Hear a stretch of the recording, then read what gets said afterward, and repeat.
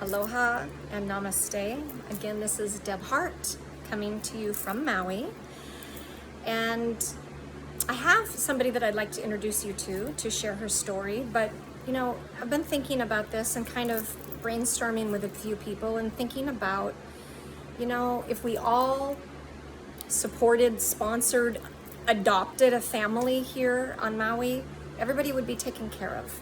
We've got over 3,000 displaced people that have temporary housing, but there's a lot of them. But by the middle of September, they got a one lump sum. If they signed on with FEMA, which is really scary, then by the middle of September, they have nowhere to go. So we all need to help. And I want to introduce you to somebody that I feel like kind of my family I adopted. And this is Crystal. She's from Lahaina and had to evacuate her family, and I want her to tell her story. So Crystal, there we go. Hi, Make sure I can see you. Hi, my name is Crystal. I'm from Lahaina. My family got displaced with the Lahaina fire.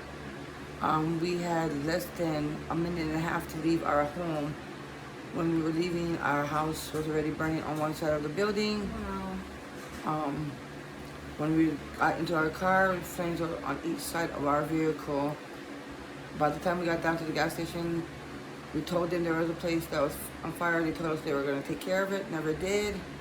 I ended up stuck on the other side of by Napili and had to fend for me and my family for 6 days because they considered us one of the missings.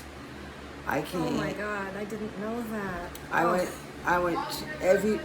I went everywhere to look for food. So did my husband. He also walked miles to look for food, and they were charging us $20 a plate after the fact of the fire. Oh my God. No one was helping anyone. Only locals will help locals. Who was charging the $20? Where was that at?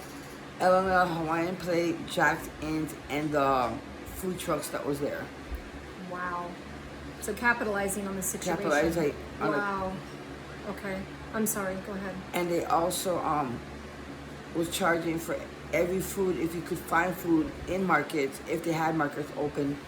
For 6 days, me and my kids lived off of peanut butter and jelly sandwiches, if there was any. Oh my God. We lived in the truck with 5 of us and a kitty. Sweet little kitty. And my oldest son had to sleep in the back of the truck. Lucky thing, I had a tent that 3 of us could fit in. My husband slept in his car in his medical condition. And there was nobody coming over. There was not even a sight of a police officer for 4 days that we were there or longer. Oh my God.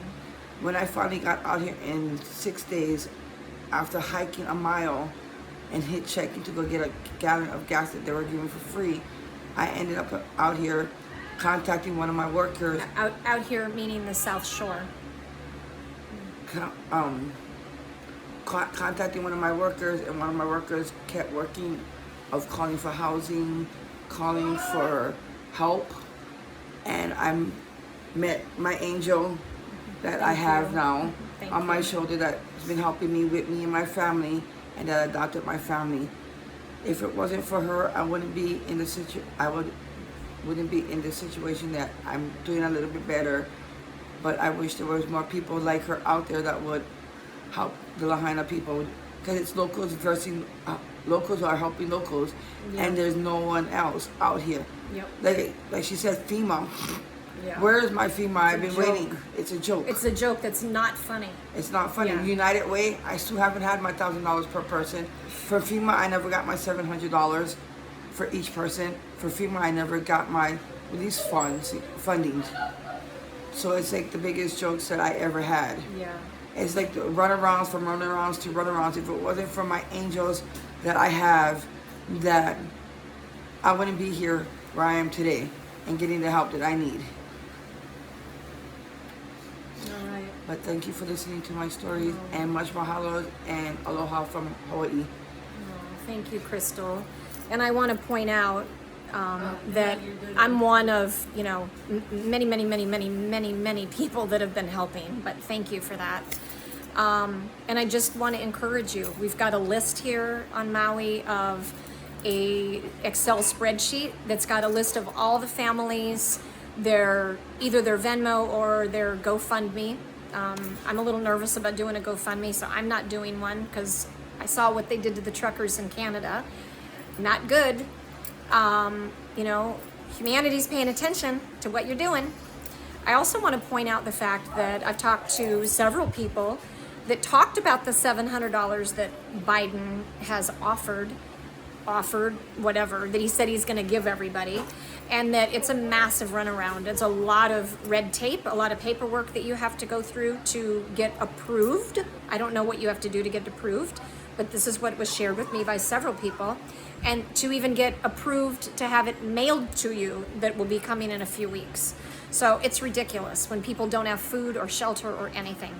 So anyway, thank you for joining me again. I will continue to keep you updated on my blog on what is happening on Maui, and we are literally reaching out to the entire planet.